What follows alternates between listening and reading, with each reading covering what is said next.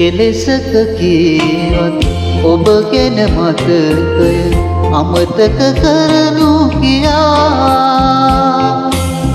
ඔබ ඒ කීව ලෙසේ අමතක කරමි කෙසේ